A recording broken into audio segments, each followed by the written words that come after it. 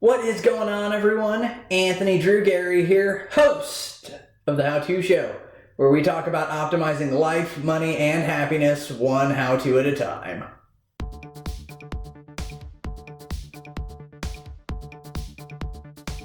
This week on the show, I want to spend some time talking about how to save money at the gas station, and more specifically, this is going to be a strategy about how to use a specific credit card to save money at the gas station. And so, since this is a credit card related episode, I want to take a little bit of time to go back to the basics in the big scheme of credit cards. Everything that I say in a credit card based episode takes into consideration the fact that you're paying these cards off every single month and you're not carrying any credit card debt on them. So everything that we're going to talk about today is based on the idea that you're not going to pay any credit card interest, because any of the benefits that I'll talk about today would be canceled out if you had to pay credit card interest on one of these cards. A few years ago, Chase took their Freedom card, which used to be a card that would give you basically unlimited 1% cash back on anything you bought, and they changed it so that every quarter they would give a handful of categories where you would get 5% cash back, and that would change, basically January, February, March would be categories, and then the next 3 months would be categories, next 3 months, and next 3 months until they restarted the cycle in a different year. So what I found out is that during this Chase calendar, usually they set it up so that gas stations will be 5% cash back either the first month and the third month of the year, or the second month and the fourth month of the year. So at the very minimum, there's an opportunity here for you to get 5% cash back on all of the gas that you buy. I think it's up to either $1,250 or $1,500 per quarter. But if you're traveling, I'd say commuting maybe less than half an hour in each direction to work, it'll be hard to get to that number anyway, because gas prices are pretty low right now. And I guess I should step back and say that this video assumes that you have a car that consumes gasoline, because not everybody has one of those right now. We're obviously moving toward a greener future, but in the meantime, there's still some opportunity to get some credit card points to your advantage here. So at the simplest level, you could use one of these Freedom cards and use your card at the pump every time you bought gas. And let's say in January and February and March, you could use the card every time you bought your gas, and you would get 5% back that you would redeem through the Chase Ultimate Rewards portal later on. That updates every month, and eventually you can get your cash back. I think you have to have a minimum of $25 in cash back to get that going. But it's not hard to do when you're spending money on filling up your tank and you're getting 5% back.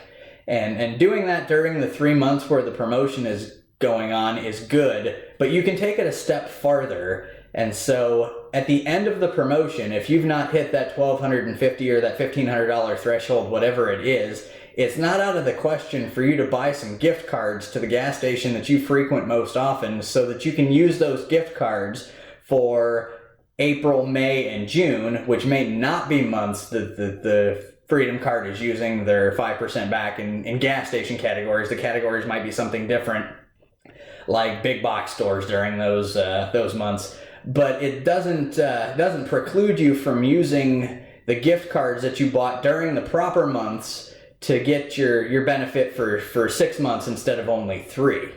So practically the way that this works is that after the first 3 months of the program, you would have a decent idea of how much you're spending on gas per month, and you can use the amount of points that you've generated in Ultimate Rewards cashback to help you figure out exactly how much you're spending if you're not tracking your spending somehow. If you are tracking your spending, it'll be real easy for you to get a good idea of how much money you're spending on gas each month. And at the end of the 3-month period, you got to make sure that you buy your gift cards within the 3 months so that you can still get the 5% back rather than just the 1.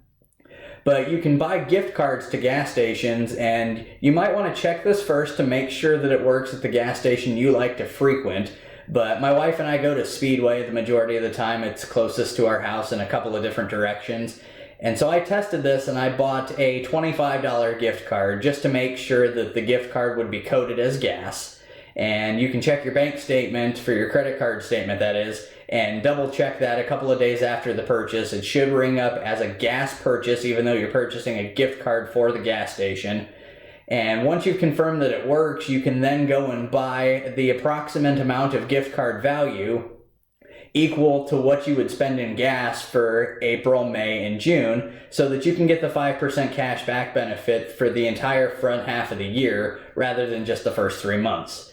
And the way that the Chase Freedom Card is working right now, they are also doing that promotion again for July, August, September. So if you play the game for the second half of the year the same way you did the first half of the year, you could potentially get 5% off of your gas for the entire year. And in doing this, it would potentially cause you to become brand loyal to a specific gas station. So I would recommend trying to do this at a gas station that's close to your house. And you might want to play around with the different options for gift cards at gas stations. I know, for example, if you buy gas-specific gift cards at Speedway, they'll give you 3 cents a gallon off at the pump every time. So this is actually a potential benefit above and beyond the 5% cash back that we're talking about.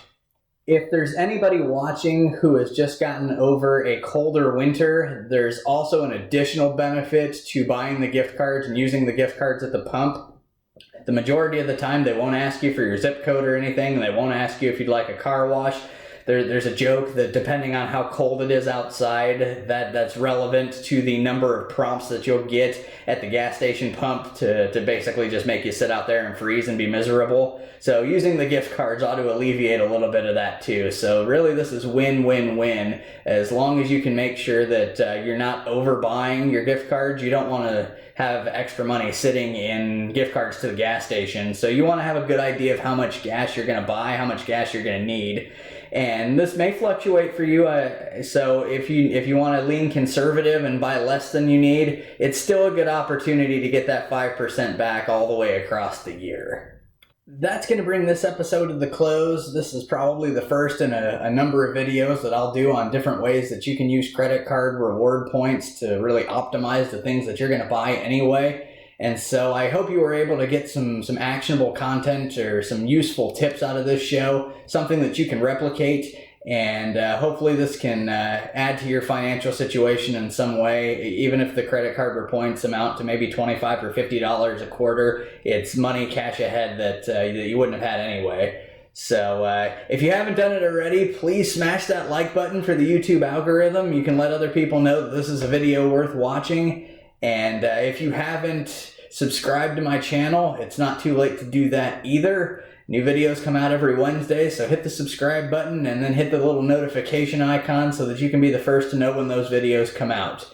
If you have an idea for a future topic for the show, or you know somebody that might want to be a guest star so that they can talk about something that they're passionate about, go ahead and leave me a comment. I'll see if I can connect with them and get them on the show. And if you've got anything, any feedback for me, leave me a comment. I love reading those and interacting with them.